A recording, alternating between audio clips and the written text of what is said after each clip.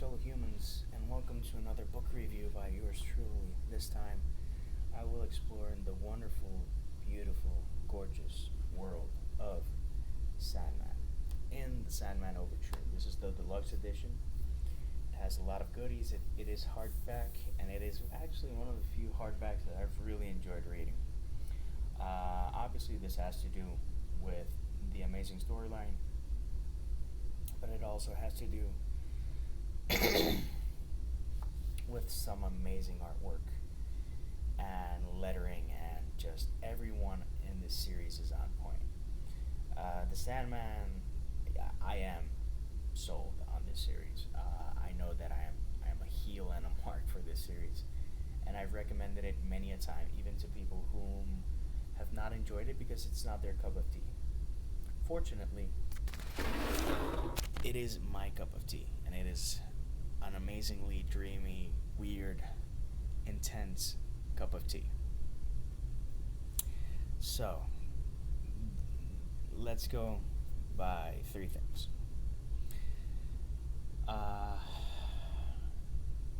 As it is, I have no earthly idea how the Sandman could be taken into film. They've been trying it for over a decade, and I think that the best they could hope for is for a Watchmen. Watchmen is a fantastic graphic novel, and it's an okay movie. It could be a kick-ass movie, but it has to be written by Neil so that he can figure out how to put it on film, honestly. The artwork here is possibly the most beautiful I've ever seen, and I'm only gonna show 2 pages.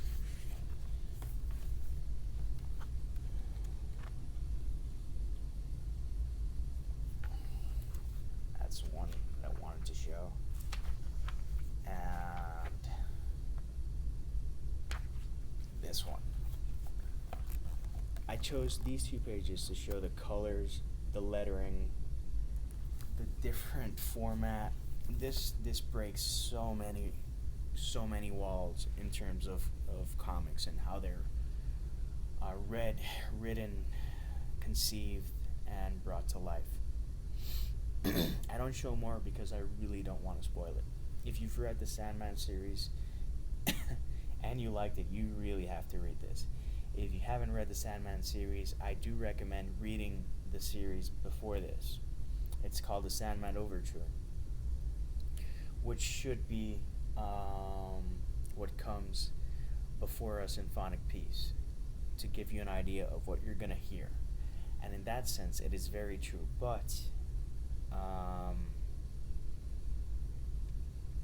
this works best being completely psycho. Reading the entire series, reading this, and starting back at the beginning, and then reading it the rest of your life. The dialogue, as always, is superb. There are no weak characters. There are new characters here, which takes a lot of nerve after all that they put out in the graphic novels and in the comic series. It's an explanation of how Dream got to where he was before the series begins, but you really need to read this series because it's very cyclical in that sense. And you'll appreciate this a lot more if you read the series. Some people can try reading this and then going by the series. I think that would be a fascinating way to approach it, but I still think that the best way would be to read the series, because if you read the graphic novels, the first volume starts off okay, and then it gets really good for me. Volume 2, 3, and 4 are just mind-boggling, and then the crescendo of the series really is a crescendo. As a fan, as a reader, I couldn't ask for anything else. And trying to put myself in the mind frame of reading this first and then the rest, I think it would start in such a high note and then have a drop off, versus what I had, which was just ascending all the time. The end of the series isn't its high water mark. but it's a very worthy ending. This is a beautiful book. This is visual, lyrical poetry. The lettering in the Sandman series has always fascinated me, and if I ever did a graphic novel, I would want to push whoever does the lettering this hard. In this special edition, they explain a bit of the process of how they went about and how they got to where they got in this volume, and it is a fascinating process. There are no, everyone here is elite. There's no one that, oh, he's okay, he can do the job. No, no, no, no, no. Here you have everyone who is elite, doing what they're doing. I've seen that the ratings for this book aren't as high.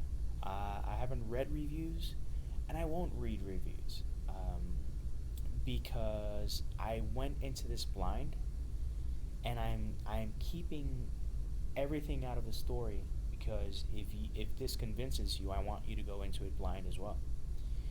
It is just beautiful, and will be something.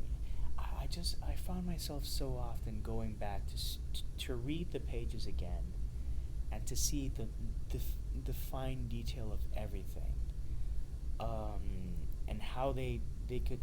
It's like taking a masterpiece from Peter Paul Rubens' Goya or a Mona Lisa, just blowing it to hell, and then reconstructing it into something as beautiful, but in a whole new light. That's how some panels feel. Am I gushing over it? Yeah, and I've seen people gush over other stuff as well. So this is my gush-worthy series. Neil Gaiman continues to impress me, and continues to write things that really resonate on a really deep level with me. This is something that's going to be with me for life, as will the entire Sandman series. And I find no higher praise than that, than to say I want this with me until the day I die. And I have a cup of tea with death. So take that as you will. You will see people who didn't love it. Maybe you have to be in the right mind frame. And the right mind frame is to have a very, very, very open mind. Because some of the panels are funky. But everything has a purpose, and everything has its own type of beauty. So I do hope that this convinces you. If not, I hope that this at least entertained you. And if you've read this, I'd love to hear your thoughts on it. If you wanna go into the story, by all means, contact me on Goodreads or Twitter. DM me, because I don't want to spoil it for anyone. I hate spoilers, but with this one specifically, I would never, ever dare to spoil it, because it's that special and that good. So, till next time, and the next review, or the next video, the next time I drink tea. Peace, love, and maki rolls.